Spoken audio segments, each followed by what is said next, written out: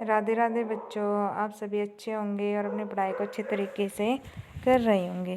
तो बेटा हमने जो विटामिन्स का चैप्टर है वो डिस्कस किया था। आज हम विटामिन्स के ऊपर जो क्वेश्चन बन रहे हैं आज उनको डिस्कस करते हैं। तो सबसे पहले क्वेश्चन है बेटा, how many type of vitamins are there. तो क्या आएगा इसके अंदर 13 टाइप्स ऑफ विटामिन्स। तो मेनली कितने टाइप्स के होते हैं? 13 टाइप्स के होते हैं। अगला क्वेश्चन है, which vitamins are the fat soluble. तो बेटा जो 13 टाइप के विटामिन होते हैं उसमें से कुछ फैट सोलुबल विटामिन होते हैं और कुछ वाटर सोलुबल विटामिन होते हैं। अब फैट सोलुबल विटामिन होते हैं वो विटामिन होते हैं बेटा vitamin A, D, E and के। लेकिन अगर आपसे पूछ रहा जाए वाटर सोलुबल विटामिन कौन से होंगे तो आप क्या करोगे बेटा? Vitamin B and vitamin C करोगे। और इन दोनों के अंदर कंफ्यूज नहीं होना चाहिए, फैट सोलुबल और वाटर सोलुबल के अंदर। ठीक है बेटा, क्योंकि ये क्वेश्चन इंपॉर्टेंट है। आगे क्वेश्चन है, which vitamins help in the absorption of calcium and phosphorus. कौन सा विटामिन है जो कि किस में हेल्प करता है? एब्जॉर्प्शन में। किसके एब्जॉर्प्शन में?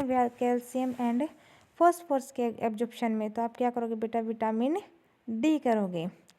अगला क्वेश्चन है, which vitamin is also known as riboflavin. कौन सा विटामिन को कहते हैं हम? तो विटामिन B2 को कहते हैं, जिसमें साइंटिफिक नेम मैंने आपको बताए थे। ये साइंटिफिक नेम इसमें पूछा गया है कि विटामिन B2 का, तो हम दूसरा किस नाम से जान सकते हैं इस चीज़ को? तो राइबोफ्लेविन आएगा इसमें।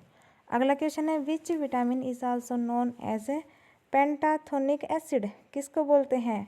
पेंटाथोनिक एसिड बोलते हैं बेटा विटामिन B5 को बोलते हैं। तो आई होप ये क्वेश्चन आपको समझ आ रहे होंगे।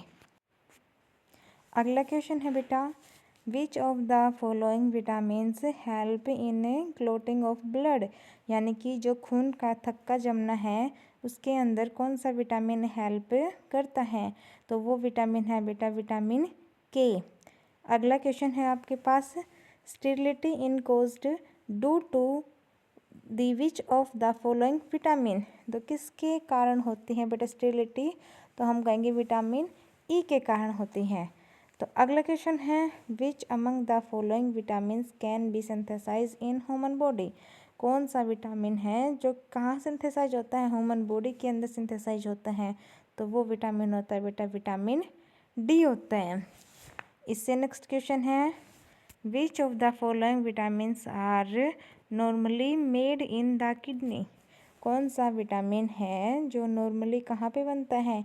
किडनी के अंदर बनता है। तो वो विटामिन बनता है बेटा विटामिन डी बनता है। नेक्स्ट क्वेश्चन है बेटा, the commonly used of vitamin B complex.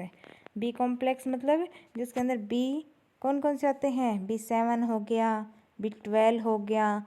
तो ये जो मैंने बी कॉम्प्लेक्स आपको कल जिस दिन बताए थे कि 8 टाइप के होते हैं, तो ये कॉमनली यूज किए जाते हैं कितने टाइप्स के विटामिन्स में? 8 टाइप्स के विटामिन्स में। अगला क्वेश्चन है, which vitamin is known as anti sterility vitamin is. Anti sterility vitamin किन से विटामिन को बोला जाता है? तो उसमें आंसर आएगा बेटा विटामिन ई को।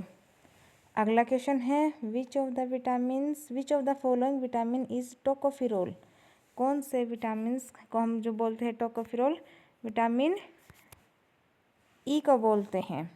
अगला क्वेश्चन है, which vitamin is abundant in citric acid.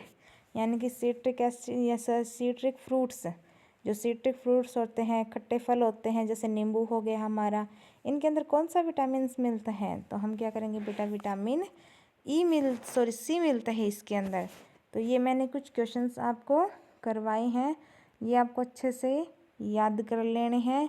कौन सा विटामिन किस में मिलता है, कौन से विटामिन की वजह से कौन सी बीमारी हो सकती है, और इसके बाद ये विटामिन्स के जो साइंटिफिक नेम दे रखे हैं ये। तो आई होप आप सभी को ये अच्छे से समझ में आए होंगे और इन सभी को बहुत ही अच्छे तरीके से आप क्या कर लेना बेटा? याद कर लेना। तो बेटा आज के लिए इतना ही। Thank you.